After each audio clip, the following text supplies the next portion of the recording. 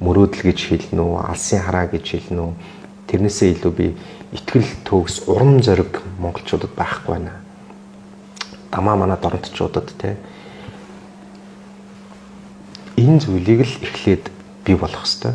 Энэ зүйлийг яаж бий болгох вэ гэвэл хүлээмжшөрөгдсөн манлайлал те хүлээмжшөрөгдсөн манлайлалаар дамжуулаад энэ одоо нөгөө бодит төр хүрх гээд байгаа нийтээрээ нэг амжилтанд хүрх гээд байгаа нэг тийм урам зориг энэ зүйлийг би хамгийн чухал гэж бодож байгаа. Өөрөөр хэлбэл Доронтой аймаг 2050 онд гэдэг юм уу 60 онд ийм болно. Тэ?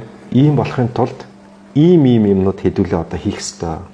Дарга биш. Бүгдээрээ хичээх ёстой юм байна. Иргэн хичээх ёстой юм байна. Дарга нарын хичээх ёстой юм байна. Тэ? Энэний төлөө хэдүүлээ хамтдаа урагшлая гэдэг нэг тийм хамтын хүсэл мөрөөдлийг л бий болгохгүйгээр бид нэгээд нэг нь хичээгээд байдаг. Эсвэл хэсэг бүлэг нь хичээдэг, хэсэг бүлэг нь шүүмжилдэг, хэсэг бүлэг нь нөгөө хичээл зүтгэлийг нь ойлгодоггүй. Эсвэл тэр хичээл зүтгэл гаргаад байгаа хүн нь яг үнэхээр бодиттой тийм одоо юу гэдэг хичээл зүтгэл мөн үү биш үү? Тэр урам зориг, итгэлийг төрүүлж өгч чадахгүй байгаа учраас бид нэгдмэл үнэт зүйлгүй, нэгдмэл зориггүй байна гэж харж байгаа. Тэгэхээр хамгийн түрүүнд одоо жишээлбэл өнөөдөр Чоусон хот нэг 50 орчим мянган хүн амтай гэж үзэх юм бол хогондоо дарагдчихсан. За цэвэр усны асуудал нь дэд үтсэн ингээд тартагтаад болчихсон байна шүү дээ. Тэгэхээр Чоусон хотын иргэд ямар одоо жишээлбэл нэгдмэл зоригтой байх ёстой. 2050 онд Чоусон хот 110 мянган хүнтэй хот болно.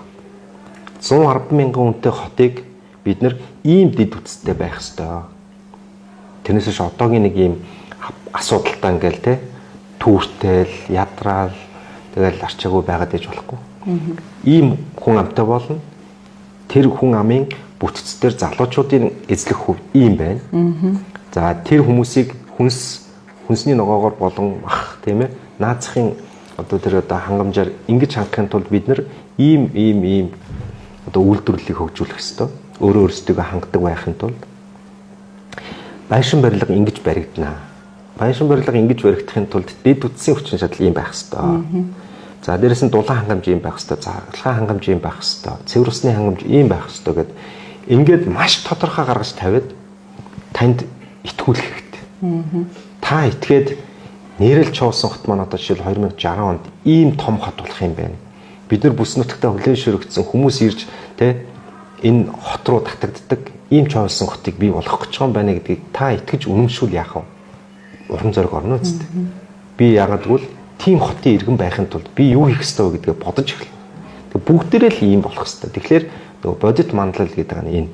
Хүлээн шөрөгдсөн төлөвлөлт гэдэг нь энэ. Тэгээд иргэдтэйгээ олуулаа гэдэг нь бүх хүн хүсч мөрөөдөх тухай асуудал байдаг. Энийг л би одоо жишээлбэл хоосон мөрөөдөх, хоосон шүүмжлэх эсвэл одоо ийм унтаа байдлаас илүү биднэрт нэг ийм том амбиц хэрэгтэй байна гэдэг. Энийг шийдэж чадвал бус нь бол асуудал биш гэж бодож